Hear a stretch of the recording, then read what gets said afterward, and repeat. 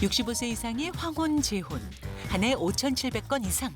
가족의 형태가 다양해질수록 가족 간 상속 분쟁도 늘어나고 있습니다. 아버지 돌아가시면 이 집안 다 놔줄 거 아니에요. 너는 왜 가만 안 둬? 법대로 할 거야. 법대로 해. 돈 앞에선 피도 눈물도 없다. 새로운 가족의 탄생과 함께 벌어지는 상속과 재산 분할 전쟁. 돈과 가족 함께 지킬 수 있는 법 지금부터 알아봅니다. 네, 요즘 젊은 세대의 혼인 건수는 줄었지만 65세 이상의 황혼 재혼은 늘어나고 있습니다. 네. 그렇다 보니까 여러 가지 상속이나 재산 분할에 있어서의 갈등이 늘고 있죠. 네, 어느 정도나 늘고 있나요? 아까 꽤 많더라고요. 5,700건이라고 하고요. 자, 말씀을 좀 드리겠습니다. 정말 많이 늘고 있는데 우리가 통계청 기준으로 봤을 때 지난해 혼인 정년기, 곧 그때 가면 결혼쯤 하겠지 하는 25세에서 34세에 있는 이 대상들을 봤더니 남성들 기준으로 해서 10만 4,900건이 이때 혼인이 일어났던 반면에 올해는 봤더니 1,100건이 줄었어요. 근데 반면 60세 이상 되신 분들 남성의 혼인 건수를 봤더니 7,700건인데 이게 작년과 비교해 보면 500건이 늘어난 겁니다. 그만큼 많이 늘었는데 실제 우리가 노년 재혼의 특징을 보면 사실혼으로 사신 분들 주변에 꽤 계시잖아요. 이런 분들까지 함께 모은다면 노년, 곧 황혼 재혼은 실제 이것보다 굉장히 많을 것이다라고 추측이 됩니다. 네, 그 노년의 새로운 가정을 정말 새롭게 꾸린다는 게 쉬운 선택은 아니거든요. 근데 또 이와 관련해서 자녀들의 입장도 좀 궁금해집니다. 대한민국 효자, 효녀의 표본. 네, 지금 두 분께서 자리를 함께하고 계신데요. 저희가 두 분은 어떻게 생각하시나요? 부모님께서 혹시 나중에 뭐 이렇게 재혼한다 이럴 때 네. 찬성할 것 같아요? 반대할 것 같아요? 저는 네.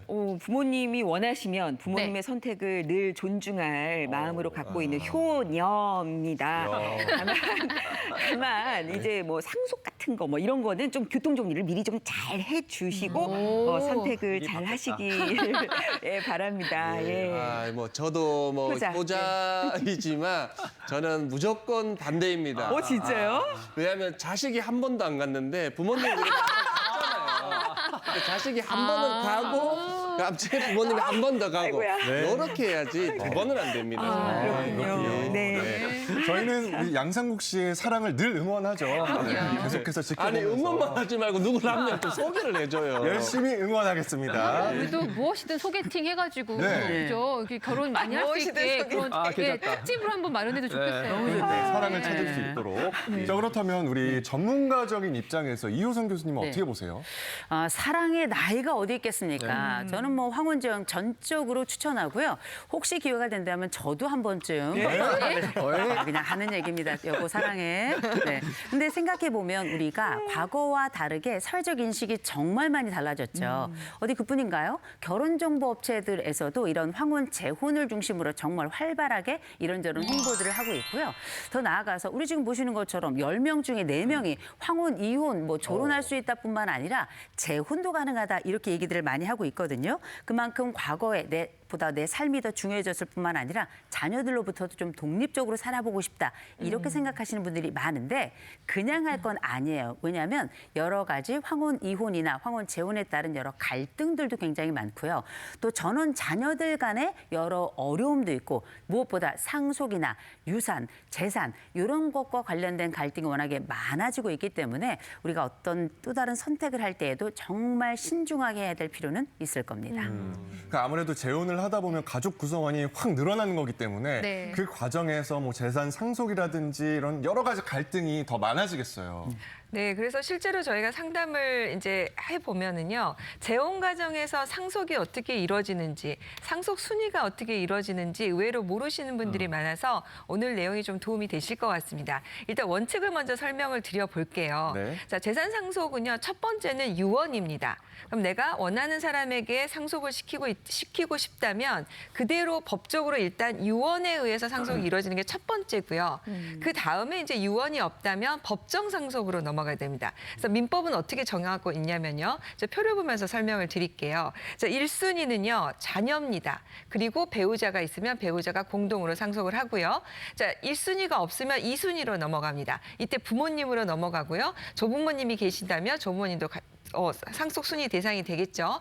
자, 이 경우에 이제 자녀가 없으면은 배우자가 있다면 배우자가 부모랑 같이 상속을 하게 되고요. 3순위는 형제자매로 넘어가고 4순위는 사촌 이내 반결정인데 이제 뭐 예를 들면 이모, 외삼촌, 사촌, 조카 뭐 이런 순위로 넘어가게 되는 겁니다. 네.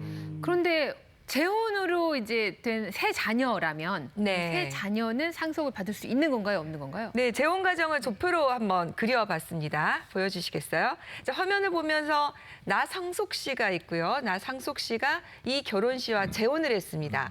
근데 보니까 자녀는 어떻게 됐냐면 전처와 사이에 딸이 있어요. 그리고 또 이 결혼 씨도 전 남편과 사이에 아들이 있네요. 그리고 재혼을 한 이후에 두 사람 사이에 딸이 있습니다. 자, 이 경우에 나상속 씨가 사망을 했다면 네. 상속은 어떻게 이루어질까요? 당연히 이제 부인인 이 결혼 씨 받고 그리고 딸 A, B, 이 딸 저 딸 다 딸 2명 그리고 저기 이제 아들 다 받을 수 있는 거 아닌가요? 아닙니다. 이게 왜냐하면 네. 피가 통해야 돼요. 제가 저번에 배웠잖아요. 그렇기 때문에 딸 2명만 받을 수 있습니다. 그래요? 아닙니까? 오, 양상국 씨 복습도 하셨나 봐요. 우리 지난 시간에 이인철 변호사님이 상속은 피를 통해서 흐른다. 네, 맞습니다. 그래서 나상속 씨가 사망을 하게 되면 전처와 사이에 지금 딸이 있어요. 그 딸과 이 결혼 씨 사이에 낳은 딸 이렇게 해서 이 결혼 씨와 딸 둘 이렇게 상속을 받고요. 상속분은 이 결혼 씨는 1.5 반이 늘어나죠. 그래서 1.5 딸들은 1 이렇게 해서 7분의 3, 7분의 2, 7분의 2 이렇게 상속이 됩니다. 아니 근데 이거는 좀 너무한 것 같아. 재혼 가족도 솔직히 가족이잖아요. 그리고 오히려 나의 친자식보다 새 자식, 새롭게 이제 만난 이 자녀들이 더 가까워. 그리고 나를 끝까지 부양을 해줘. 이러면은 내 입장에서는 그 새 자녀들에게 상속을 해주고 싶은데 이게 안 된다고 하니까. 아닙니다. 이게 예. 피는 물보다 진하다고 예? 몇 번을 말했지 않습니까? 그래서 지금 제가 요즘에 헌혈을 엄청 하고 다녀요. 내 피를 억지 그래도 많이 좀 빼가려고. 그래서 그렇구나. 이게 아무리 연락을 안 하고 지내고 이래도 네. 그래도 그 자식한테 가는 거 아닙니까? 친자식한테. 일단 뭐 헌혈은 많이 할수록 좋은 건 맞아요. 예, 근데 뭐 상속이랑은 큰 관련은 없을 것 같은데 변호사님. 우리 양상구님이 아주 복습을 잘하신 것 같아요. 우리 양소연 변호사님이 너무 잘 설명해 주셨는데 여러분 상속이 될까 안 될까 하나만 기억하시면 된다. 다시 한번 상속은 뭐를 따라 흐른다? 피를 따라 흐른다. 즉 나하고 핏줄이면 상속이 되고 아니면 안 되는 거예요. 혈연 관계가 있느냐 없느냐. 아까 4순위까지 말씀드렸잖아요. 다 내 혈연 관계예요. 자녀, 부모님, 형제자매, 사촌까지 내 혈연 관계가 있잖아요. 그 사람만 상속이 되는 거고 자, 새아버지, 새어머니 상속 될까요? 안 되죠. 피가 통했어요? 안 통했잖아요. 안 되는 거예요. 근데 여기서 유일한 예외가 있습니다. 배우자는 피가 안 통했잖아요. 네. 근데 배우자가 상속이 되죠. 왜 그럴까요? 배우자니까요. 배우자는 영촌이에요. 영촌. 그만큼 제일 가까운 사이니까 배우자는 혈연관계 아니지만 상속이 되고요. 또 배우자는 헤어지면 님에서 남이 되는 거기 때문에 상속이 안 되는 거예요. 그래서 이런 경우가 있어요. 근데 며느리와 그러면 사위는 상속이 돼야 안 돼요? 되죠. 며느리 상속은 피가 섞였어요? 안 섞였으니까 안 되는 게 원칙이에요. 근데 예외적으로 대세 상속이 되는 거예요. 남편이나 아내를 사별한 경우에는 아직 재혼을 안 할 경우에는 상속이 되는데 재혼이 되면 상속이 된다. 그래서 제가 지난 시간에 말씀드렸잖아요. 네. 괘씸한 사위하고 며느리 있으면 어떻게 하면 된다? 대세 상속 안 되게 미리 재혼을 시켜라. 이게 팁을 드렸잖아요. 이거만 기억하시면 됩니다. 야, 이거